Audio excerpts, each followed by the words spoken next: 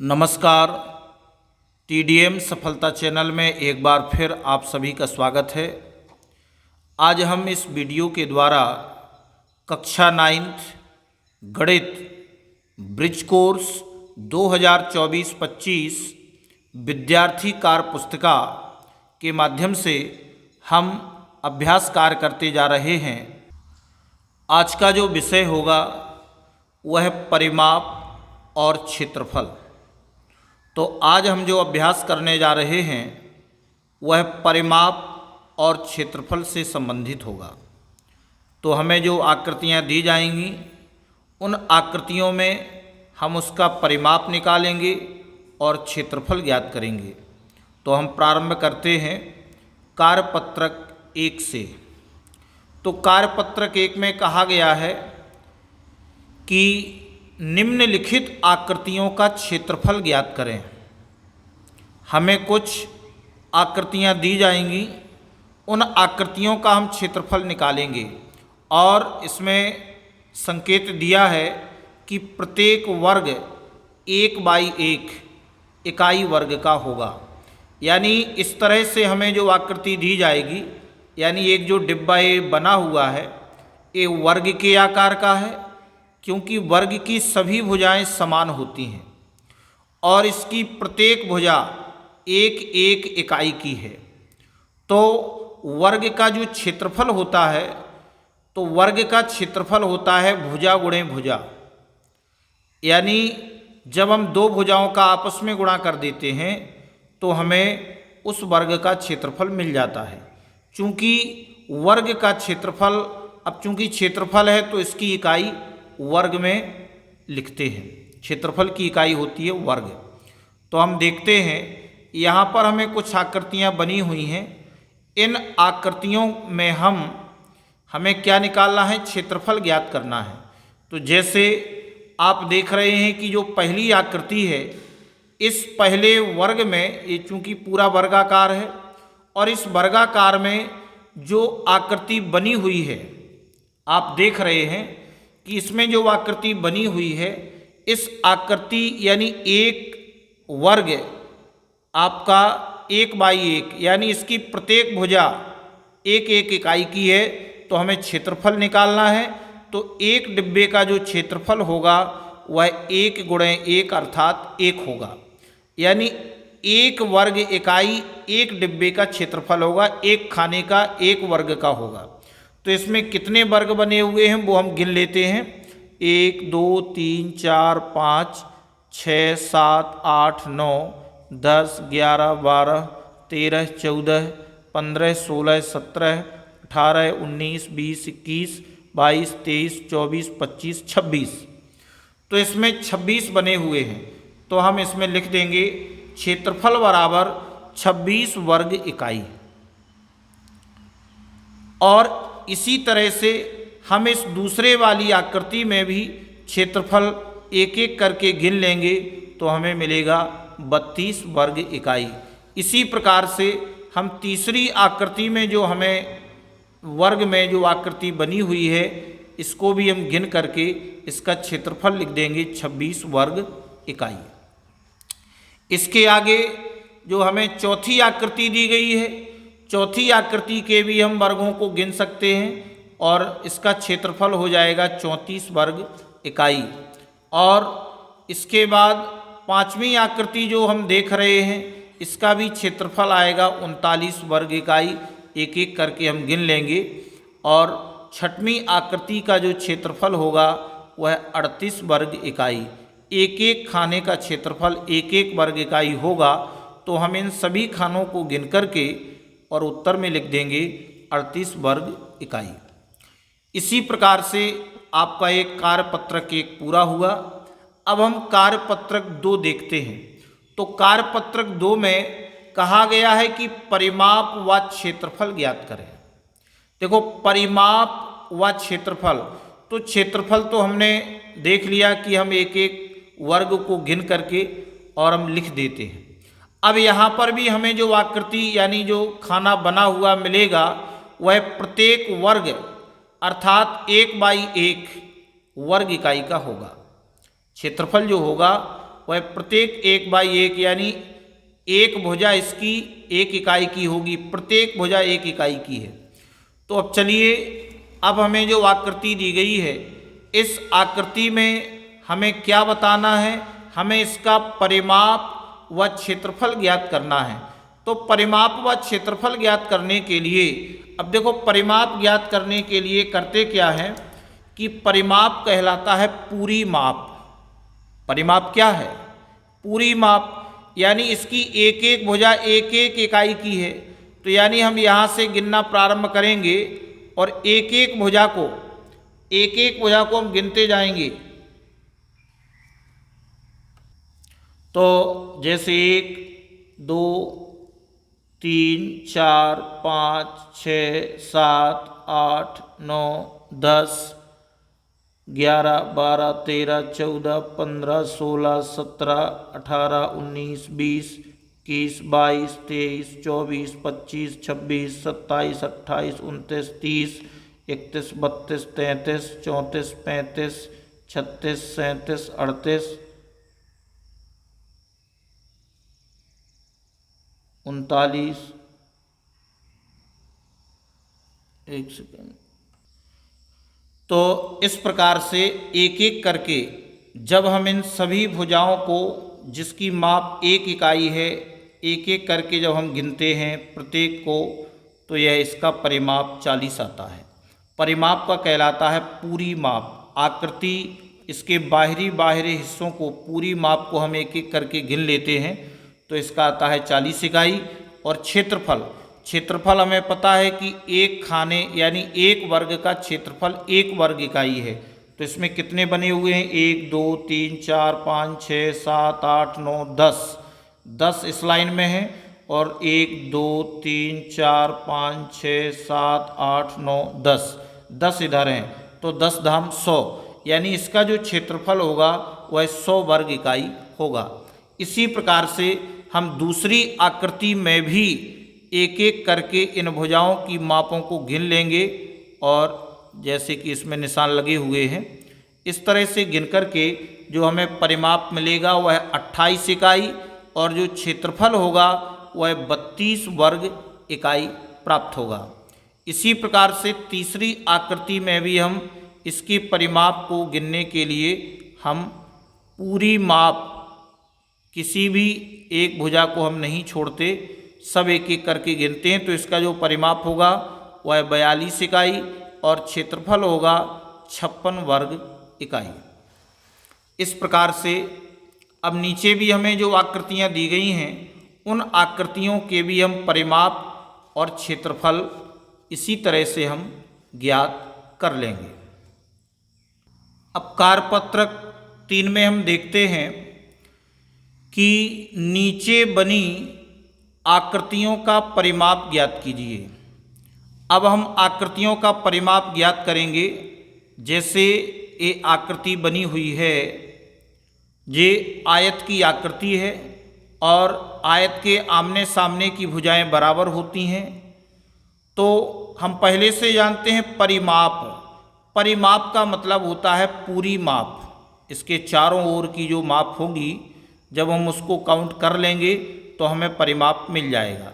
जैसे तो ए भुजा 3 सेंटीमीटर, 6 सेंटीमीटर, 3 सेंटीमीटर और 6 सेंटीमीटर। तो 3 और 6 9, 9 3 12, 12 और 6 18।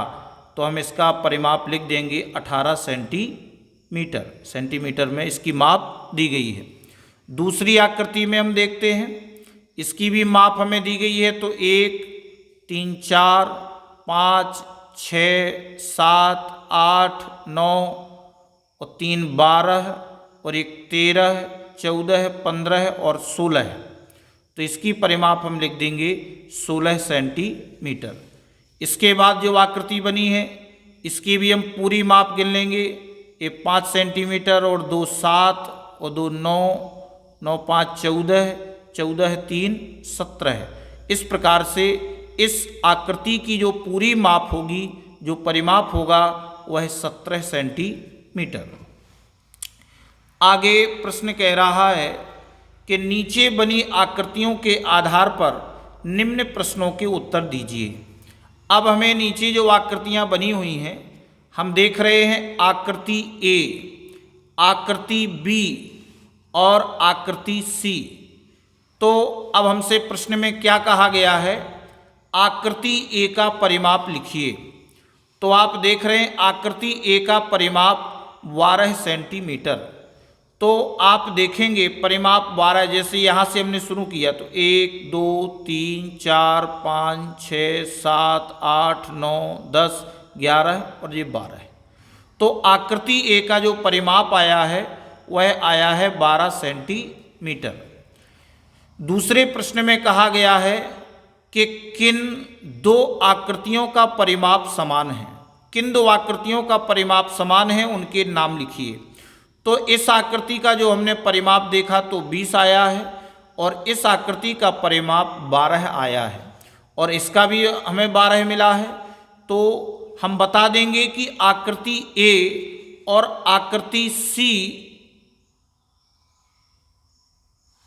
उनके परिमाप कैसे हैं, किन दो आकृतियों का परिमाप समान है उनके नाम लिखिए। तो परिमाप जो समान है वह आकृति ए है और आकृति सी है। इन दोनों आकृतियों के परिमाप कैसे हैं, समान हैं, तो उनके नाम लिख दिए आकृति ए और आकृति सी। अब कौन सी आकृति का परिमाप सबसे ज़्यादा है, अब हमें ये बताना है। तो हम लिख देंगे कि आकृति बी का परिमाप सबसे ज़्यादा है। किस आकृति का परिमाप सबसे ज़्यादा है, आकृति बी का परिमाप सबसे ज़्यादा है। अब नीचे तीसरा प्रश्न दिया है कि दिए गए ग्रिड चार्ट पर, जो हमें एक नीचे चार्ट दिया जाएगा, उस पर 16 वर्ग सेंटीमीटर क्षेत्रफल वाले आयत, वर्ग व त्रिभुज की आकृतियां बनाइए। हमें उस ग्रिड चार्ट पर 16 वर्ग सेंटीमीटर क्षेत्रफल वाले एक आयत का, एक वर्ग का और एक त्रिभुज की आकृतियां बनाना है यदि एक खाना बराबर 1 वर्ग सेंटीमीटर हो। यानी एक खाना, यानी इस तरह से जो बने हुए हैं, प्रत्येक खाना 1 वर्ग सेंटीमीटर का है। तो हमें 16 वर्ग सेंटीमीटर वाले क्षेत्रफल, आयत, वर्ग और त्रिभुज की आकृतियां बनानी हैं। तो सबसे पहले हमने आयत बनाया, तो आयत भी 16 वर्ग सेंटीमीटर का क्षेत्रफल होना चाहिए। तो हम देखते हैं कि 1 2 3 4 5 6 7 8 8 और 8 16। चूंकि एक खाने का 1 वर्ग सेंटीमीटर इसका क्षेत्रफल है, तो 16 वर्ग सेंटीमीटर वाला हमने एक आयत की आकृति बनाई। इसके बाद फिर हमने एक वर्ग बनाया, तो वर्ग भी 16 वर्ग सेंटीमीटर का होना चाहिए। तो हम देखते हैं 1 2 3 4 और 1 2 3 4, तो 4 चौके 16 है। तो यह 16 वर्ग सेंटीमीटर का एक वर्ग बना। अब हमें 16 वर्ग सेंटीमीटर की त्रिभुज की आकृति बनानी है। तो इसके लिए हम गिनते हैं 1 2 3 4 5 6 7 8 9 10 11 और 12 है और आधा आधा 13 है और आधा आधा जे 14 है, जे आधा और जे आधा 15 है और ए आधा और ए आधा 16 है। इस तरह से आधे आधे और आधे मिलाकर के एक वर्ग बन जाएगा। तो इस त्रिभुज की आकृति का जो क्षेत्रफल होगा वह 16 वर्ग सेंटीमीटर होगा। इस तरह से हमने इस ग्रिड चार्ट पर आयत, वर्ग और त्रिभुज की आकृतियों को बनाया, जिन आकृतियों का क्षेत्रफल 16 वर्ग सेंटीमीटर होगा। अब नीचे दी गई आकृतियों का क्षेत्रफल ज्ञात कीजिए।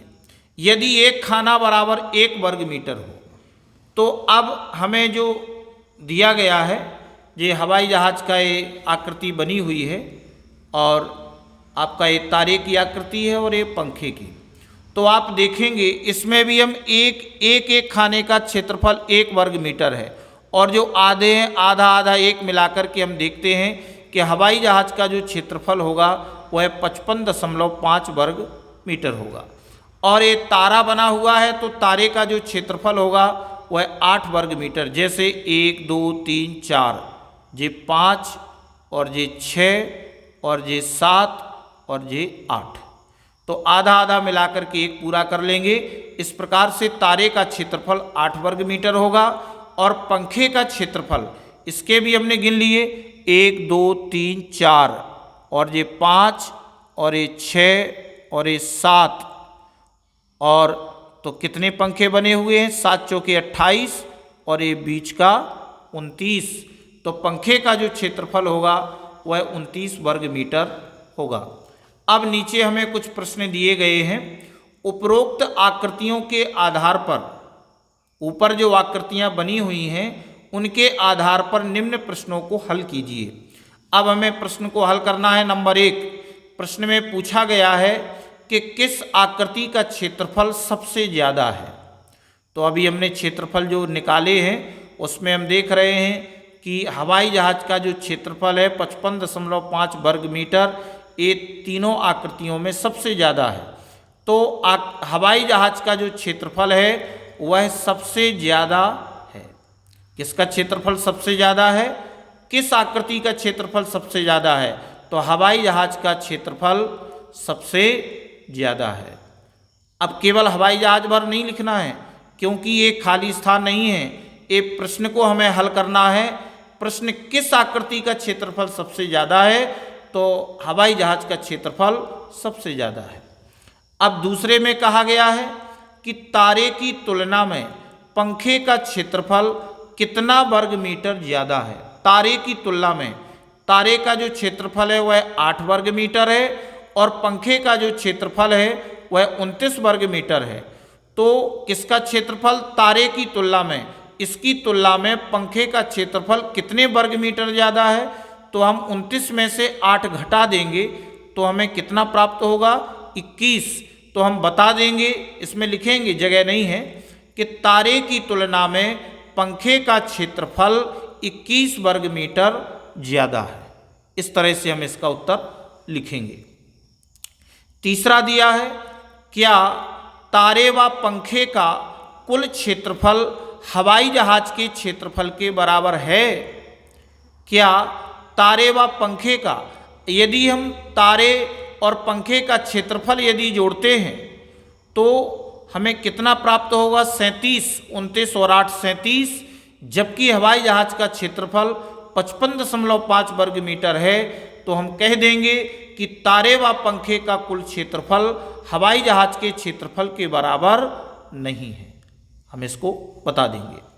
चौथा प्रश्न कहा गया है, कितने तारों का क्षेत्रफल हवाई जहाज़ के क्षेत्रफल के बराबर होगा। कितने तारों का क्षेत्रफल, यहाँ तारे का क्षेत्रफल 8 वर्ग है और हवाई जहाज़ का क्षेत्रफल 55.5 है, यानी 56 के लगभग है। तो हम कह देंगे कि 8 सती 56, अर्थात 7 तारों का क्षेत्रफल हवाई जहाज़ के क्षेत्रफल के बराबर होगा। इस प्रकार से हमने इसका उत्तर दिया। पांचवा प्रश्न है, एक हवाई जहाज़, 2 पंखे व 5 तारों का कुल क्षेत्रफल होगा। तो एक हवाई जहाज़ का 55.5 है, 2 पंखे का क्षेत्रफल है 29, तो हम 2 का गुणा कर देंगे 29 में, फिर प्लस और 5 तारों का, तो 5 गुणा 8। अब हम इसका कुल क्षेत्रफल निकालेंगे तो 55.5 प्लस और ये हो जाएगा 29 दूनी 58 प्लस 8 पंच 40। अब इन सबको तीनों को जोड़ दिया तो हमें कितना प्राप्त हो गया 153.5 वर्ग मीटर। अब हम कार्यपत्रक 4 में देखते हैं। तो कार्यपत्रक 4 में कहा गया है कि आकृति ए का परिमाप 20 इकाई है तथा क्षेत्रफल 16 वर्ग इकाई है। तो आकृति बी का परिमाप और क्षेत्रफल कितना है, सही विकल्प की पहचान कीजिए। यहाँ पर हमें 2 आकृतियाँ बनी हुई हैं, आकृति ए और आकृति बी। अब हमें आकृति ए का परिमाप 20 इकाई, यानी इसका जो परिमाप है वह 20 इकाई है आकृति ए का, और क्षेत्रफल है 16 वर्ग इकाई। किसका है, आकृति ए का। अब आकृति बी का परिमाप और क्षेत्रफल कितना है।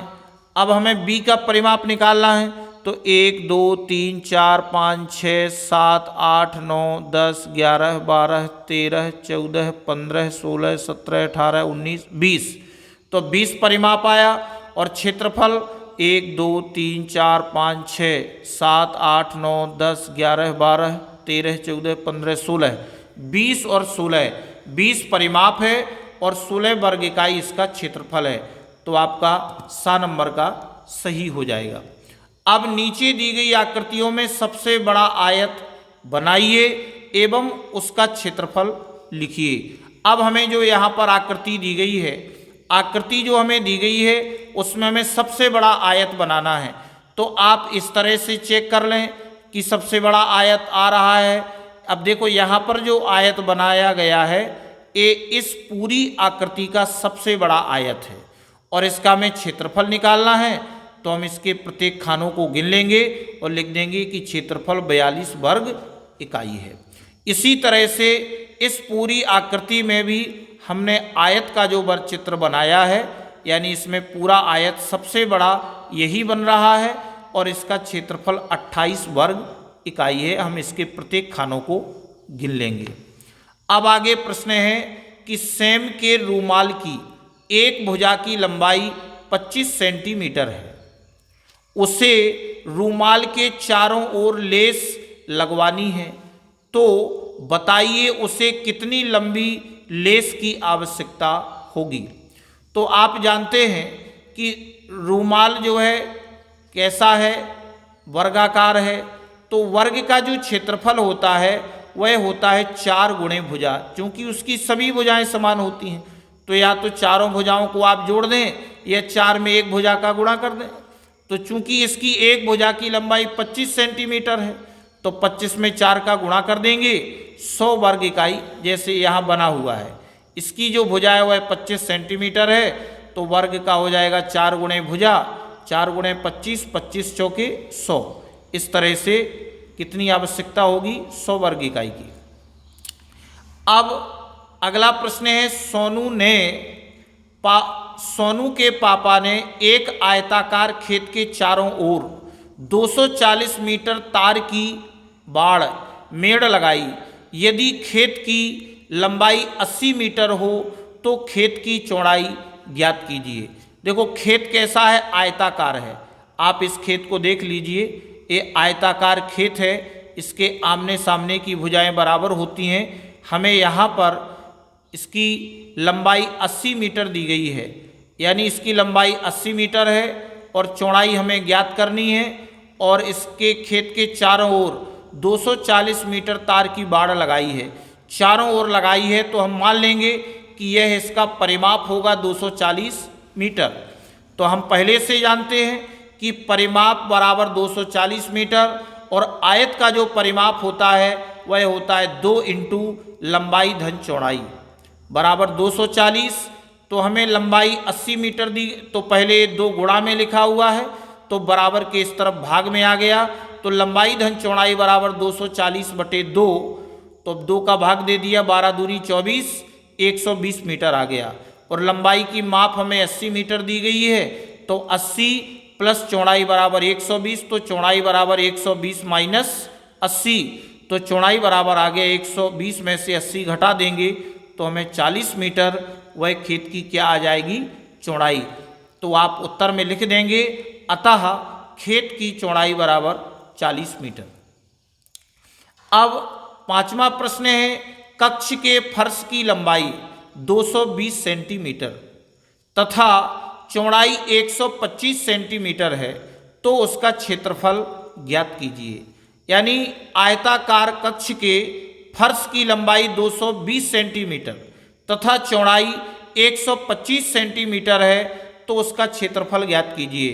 तो आप देखेंगे कि आयत का क्षेत्रफल बराबर लंबाई गुणे चौड़ाई, ये आयत के क्षेत्रफल का सूत्र है, लंबाई गुणे चौड़ाई।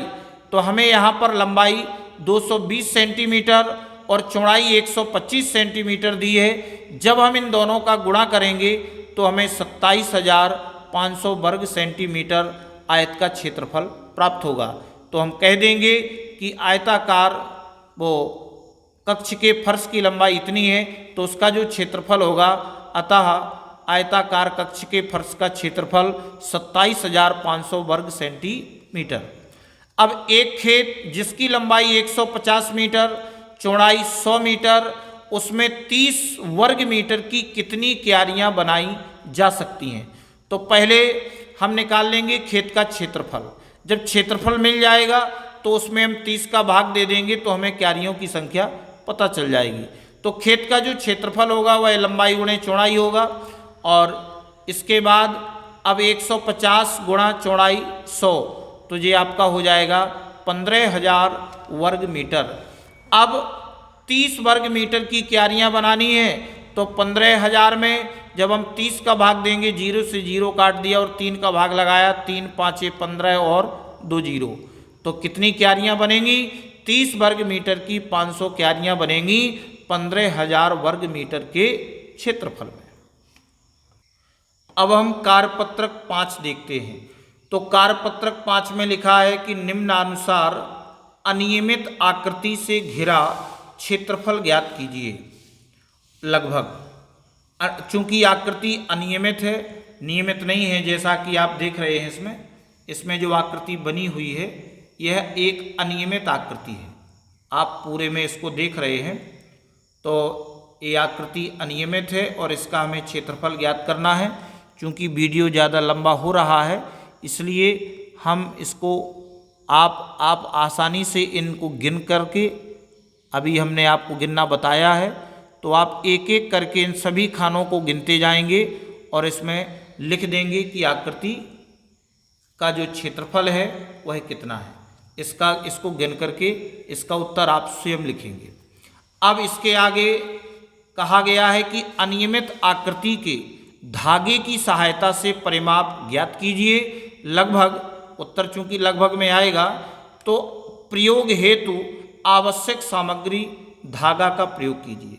तो हम धागा के प्रयोग से अनियमित आकृति का परिमाप कैसे ज्ञात करेंगे? तो परिमाप ज्ञात करने के लिए, जैसे ये आपकी आकृति बनी हुई है, आप देख रहे हैं ये आपकी आकृति है, ये आपकी आकृति बनी हुई है। अब इस आकृति को हमें कैसे धागे से नापना है हम आपको बताए दे रहे हैं, आप स्वयं नाप लेंगे। तो सबसे पहले एक निशान लगा लेंगे, जैसा कि निशान आपका ये बना हुआ है। इस निशान पर एक धागा लेंगे लंबा सा और उसमें एक किनारे पर गांठ लगा देंगे और इसको हम इस पर यहाँ इस तरह से रखेंगे। ऐसे रखने के बाद फिर आप इसको इस लाइन में टच करते हुए और इसको इस तरह से ऐसे नापते जाएंगे और धागे को आगे बढ़ाते जाएंगे। जहाँ पर यह मिलता जाएगा इस तरह से आप इसको पूरी आकृति पर धागे को आप लेकर के जाएं।